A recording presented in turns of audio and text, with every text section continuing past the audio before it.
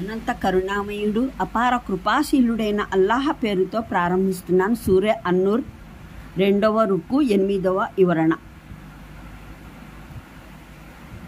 ఆయన నవ్వుతూ చెప్పిన తొలి మాట, శుభాకాంక్షలు ఆయిషా, అల్లాహ్ నీ విముక్తిని అవతరింపజేశాడు అన్నారు.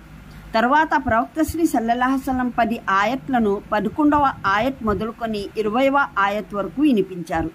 నా తల్లి, లేచి ప్రవక్త మహానీయులకు కృతజ్ఞతలు తెలుపుకో అన్నారు.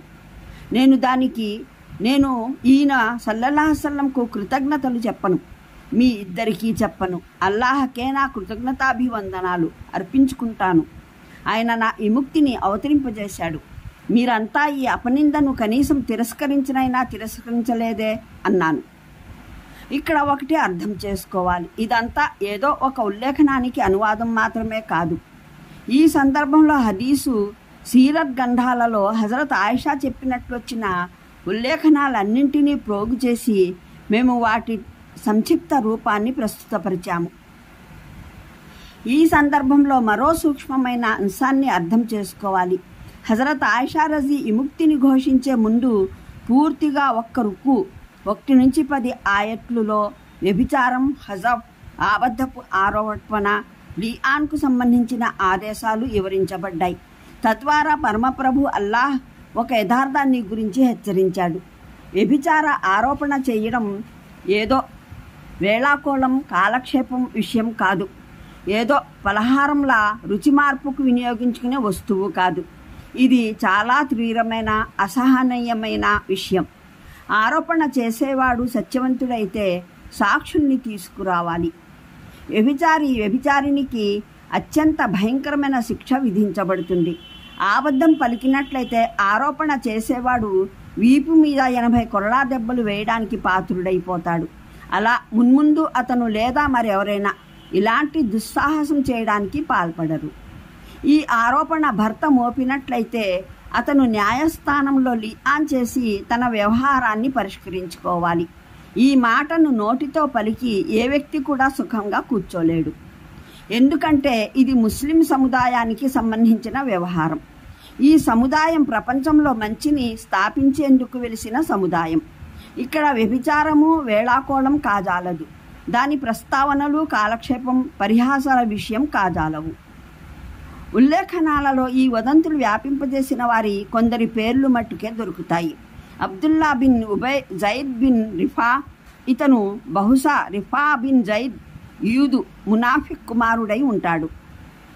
మిస్తహ బిన్ ఉపాస, Hassan bin Thabit, Hamna bin Jahsh, వీరిలో తొలి 2 మునాఫిక్లు, మిగతా 3 విశ్వాసులు. వీరు 3 పొరపాటున బలహీనత కారణంగా ఈ ఉపద్రవంలో చిక్కుకున్నారు. వీరు కాక ఇంకా ఎవరెవరైతే ఈ పాపానికి ఎంతో కొంత లోనై ఉన్నారో వారి ప్రస్తావన హదీసు, ప్రవక్త జీవిత చరిత్ర గ్రంథాలలో కానరాలేదు. అంటే ఆందోళన చెందనవసరం లేదు. మునాఫికులు తాము ఎంతో పెద్ద దాడి జరిపామని అనుకుంటున్నారు. కానీ ఇన్షాల్లా ఇది వారిపైకే తిరగబడుతుంది, మీకు ప్రయోజనకరంగా పరిణమిస్తుంది అని భావం. మేము ప్రవేశికలో వివరించినట్లు మునాఫికులు ఈ చిచ్చు రేపడానికి కారణం ముస్లింలను వారికి ఆధిక్యత గల అసలు రంగంలో వారిని పరాజయం పాలు చేయాలన్నది. అంటే నైతిక రంగంలో వారు ఉన్నతులవడం చేతనే ప్రతి రంగంలోనూ తమ ప్రత్యర్థులపైన నెగ్గుకుపోగలుగుతున్నారు అన్నది వారి ఆందోళన. కానీ అల్లాహ్ మునాఫికుల ఈ ఎత్తుగడను సైతం ముస్లింలకు శుభప్రదంగా మార్చివేశాడు.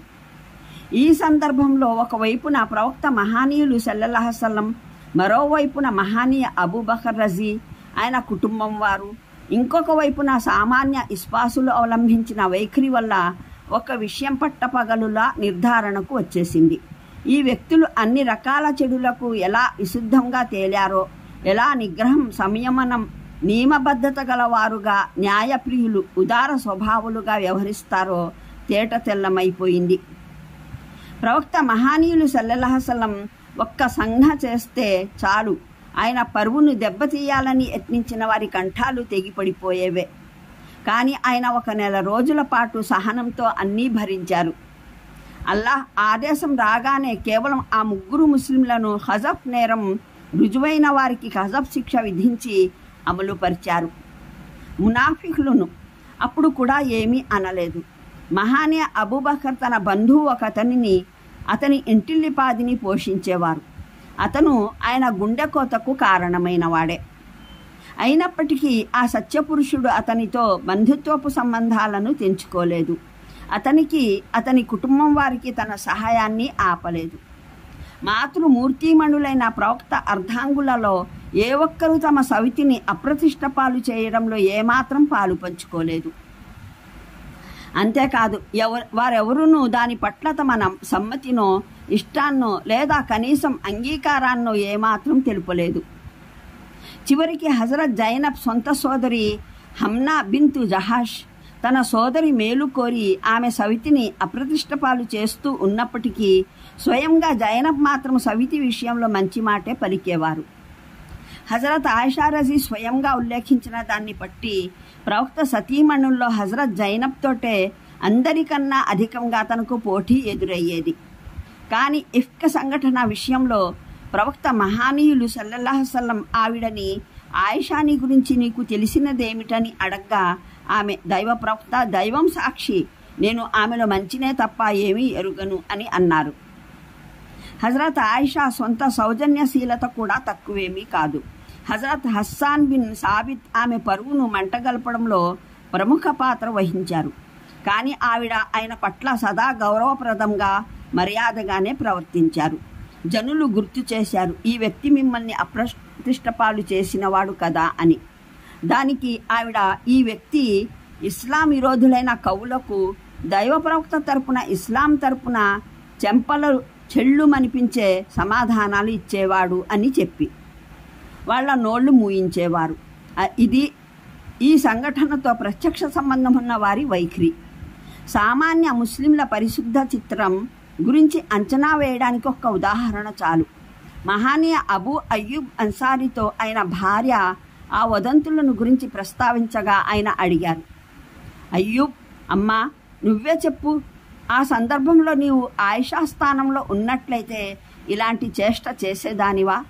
ఆవిడ చెప్పింది, దైవం సాక్షి, నేను అటువంటి చర్యకు ఎన్నటికీ పాల్పడేదాన్ని కాను.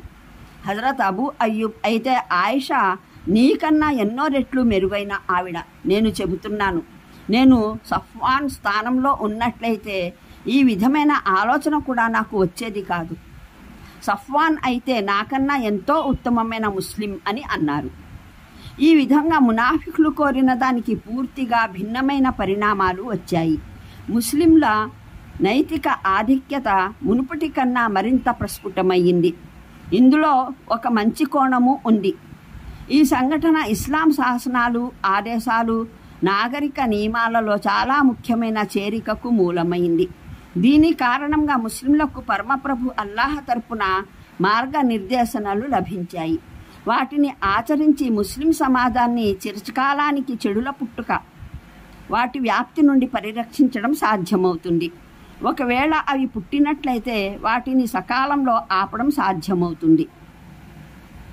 అదీకాక ఇందులో మరో మంచి కోణం కూడా ఉండింది. ముస్లింలందరికీ ఒక విషయం బాగా అవగతమైపోయింది. ప్రవక్త మహానీయులు సల్లల్లాహు అలైహి వసల్లం అగోచర జ్ఞానం కలవారు కాదని తేలిపోయింది. అల్లాహ్ తెలిపినది మాత్రమే ఆయనకు తెలుసు. అది మినహాయించి ఆయనకున్న జ్ఞానం ఒక మానవుని జ్ఞానానికి సమానమైనదే. ఒక నెల రోజులు ఆయన హజరత్ ఆయిషా రజీ వ్యవహారంలో తీవ్ర ఆందోళనకు గురయ్యారు. ఒక్కోసారి ఇంటి పని మనిషిని అడిగేవారు, మరోసారి పవిత్ర సతీమణుల్ని విచారించేవారు, ఒక్కోసారి హజరత్ అలీ రజీని, మరోసారి మహానియా ఉసామాని అడిగేవారు. చివరికి హజరత్ ఆయిషాకి ఏమని చెప్పారు, నీవు ఈ పాపం చేసినట్లయితే తోబా చేసుకో, చేయకపోతే అల్లాహ్ నీ నిర్దోషిత్వాన్ని నిరూపిస్తాడన్న నమ్మకం ఉంది అని మాత్రమే చెప్పారు. ఆయన అగోచర జ్ఞానమున్న వారైతే ఈ ఆందోళన, ఈ విచారణ, ఈ తోబాహితుములు ఎందుకు జరుగుతాయి? కానీ దైవవాణి యథార్థాన్ని తెలిపిన తర్వాత ఆయనకు ఈ నెల కాలం తెలియని విషయం తెలిసిపోయింది.